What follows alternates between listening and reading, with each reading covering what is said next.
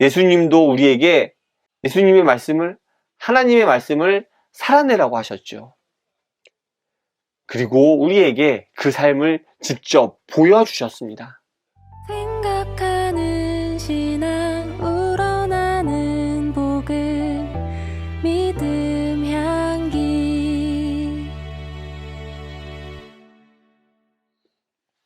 안녕하세요. 믿음 향기 채널에 오신 것을 환영합니다. 저는 이신영입니다. 예수님이 십자가에 못 박혀 돌아가시고 부활하셔서 승천하시고 불과 300년도 지나기 전에 기독교는 로마의 인정을 받고, 그리고 그 후 100년도 지나지 않아서 로마의 국교가 되어버리고 맙니다. 생각해보면 수십 명 남짓되는 수로 시작한 종교가 불과 350여 년 만에 로마의 국교가 된다는 것이 가능한 일인지 좀 신기한 부분이 있죠. 그리고 그것을 우리는 하나님의 역사하심으로 이야기하기도 합니다. 그런데요, 이런 기독교의 성장을 신앙적으로만 설명하지 않고 사회학적으로 분석해보면 어떨까요? 오늘 나눌 책은 그런 책입니다. 기독교의 성장에 대해서 사회학적으로 분석한 책이죠. 상당히 유명한 책이기도 한데요. 오늘은 바로 이 책, 로드니 스타크가 쓴 기독교의 발흥을 함께 나누도록 하겠습니다. 앞에서 이야기했듯이 우리는 흔히 초기 교회의 폭발적인 성장을 하나님의 역사하심으로 생각했던 것 같습니다. 다른 분들은 몰라도 적어도 저는 좀 그랬어요. 그런데 이 책을 읽어보면 바로 이 이야기를 합니다. 연평균 한 40% 정도씩 성장하면 추정하는 기독교인의 숫자와 비슷한 숫자가 나온다고 말이죠. 콘스탄티누스 대제의 밀라노 칙령이 기독교에게 종교의 자유를 가져다 주었다라고 우리는 보통 이야기하지만, 이 책에서는 그렇게만 보지는 않습니다. 오히려 기독교의 폭발적인 성장으로 인해 로마 황제는 기독교를 인정할 수밖에 없었다고 그렇게 이야기합니다. 그리고 왜 기독교가 이렇게 성장할 수 있었는지 사회학적인 방법을 동원해서 살펴봅니다. 기독교인들은 인간관계를 맺고 그 인간관계를 통해서 기독교를 전파했습니다. 또한 전염병이 로마를 강타했을 때 기독교인들은 도망가지 않고 병자들을 돌보는 데 힘썼습니다.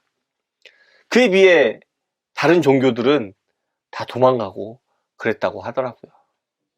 그러니까 기독교인들은 전염병에 걸린 이들을 극진히 간호하고, 또 그 간호로 인해서 이교도인들보다 훨씬 더 높은 생존율을 보였습니다. 그리고 그 높은 생존율은 그 당시 사람들에게 기독교의 능력으로 보였을 테고 말이죠. 그리고 그것은 기독교의 높은 성장률을 뒷받침해주는 그런 하나의 능력이 되었을 것입니다.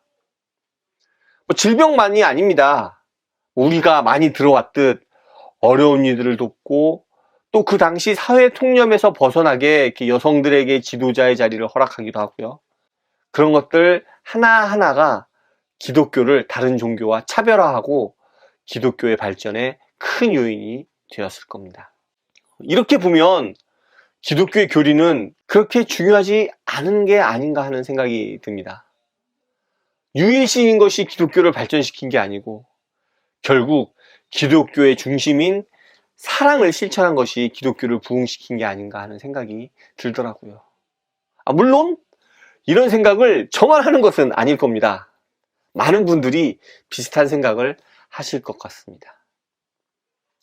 그렇다면 기독교에서 중요하게 여겨야 할 것이 교리인지 아니면 실천인지 생각해 볼 필요가 있지 않을까 하는 생각이 듭니다.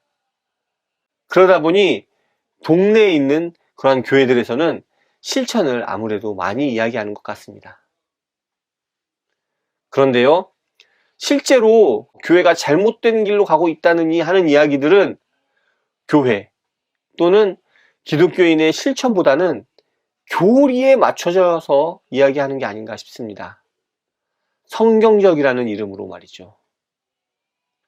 그런데요, 성경에는 교리보다 삶을 더 이야기하고 있지 않나 싶습니다. 예수님도 우리에게 예수님의 말씀을, 하나님의 말씀을 살아내라고 하셨죠. 그리고 우리에게 그 삶을 직접 보여주셨습니다. 하지만 오늘날 우리 교회는, 또 기독교는 삶보다 교리가 중요하게 여겨지면서 그 교리를 기준으로 정죄하는 것이 너무 쉽게 되어버리지 않았나 하는 생각이 듭니다. 교리에 조금이라도 어긋나는 듯하면 손가락질하고 쫓아내고 또 들어오지 못하게 하는 것 같습니다.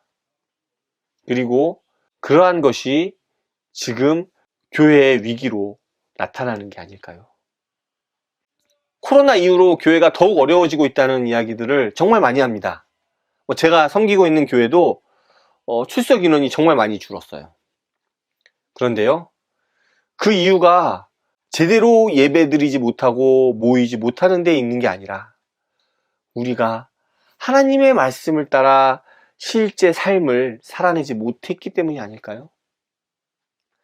믿지 않는 이들과 인간관계를 서로 쌓고 또 우리의 삶을 통해 그들에게 주님의 사랑을 보여줌으로써 초기 기독교는 크게 부흥했습니다.